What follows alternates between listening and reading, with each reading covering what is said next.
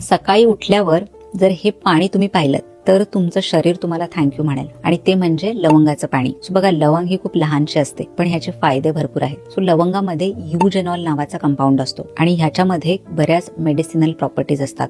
So तुम्हाला एक एक करून मी त्याचे फायदे सांगते. सर्वात प्रथम म्हणजे पचन सुधारतं. तुम्हाला सतत गॅस, ऍसिडिटी, ब्लोटिंग ह्याचा त्रास असेल तर तुम्ही हे लवंगाचं पाणी घेऊ शकता. ह्यामुळे पचना रिलेटेड जे काही आजार किंवा सिम्पटम्स आहेत ते तुमचे कमी होतात. दुसरा ह्याचा फायदा म्हणजे इन्फ्लेमेशन कमी करतं. तुम्हाला शरीरामध्ये सूज असेल किंवा कुठे पेन होत असेल तर ते सुद्धा कमी होण्यासाठी मदत होते. सो सांधेदुखी, सूज किंवा बॉडी पेन ही लक्षणं कमी करण्यासाठी लवंगाचा फायदा होतो. त्यानंतर पुढचं म्हणजे इम्युनिटी मजबूत करतं. सो तुम्हाला सतत सर्दी खोकला किंवा तुम्ही वारंवार आजारी पडत असाल तर हे सुद्धा कमी होतं तुम्ही रेग्युलरली लवंगाचं पाणी घेतलं तर. त्यानंतर पुढचं जे आहे ते म्हणजे ब्लड शुगर बॅलन्स ठेवायला मदत करतं. जे लवंगाचं पाणी आहे ते इन्सुलिन सेन्सिटिव्हिटी आहे ते सुधारतं, म्हणूनच शरीरामध्ये ब्लड शुगर सुद्धा नियंत्रणात येते. त्यानंतर पुढचा याचा जो फायदा आहे ते म्हणजे त्वचा आणि केसांसाठी. तुम्हाला जर काही त्वचेचे विकार असतील जसं एक्झिमा आहे किंवा सोरियासिस आहे, त्वचेमध्ये इन्फ्लेमेशन आहे, तर ते सुद्धा कमी करण्यासाठी मदत करतं. ह्यामुळे त्वचा क्लिअर होते आणि इव्हन केसांना सुद्धा स्ट्रेंथ मिळते. तर एवढे सगळे फायदे आहेत लवंगाचं पाणी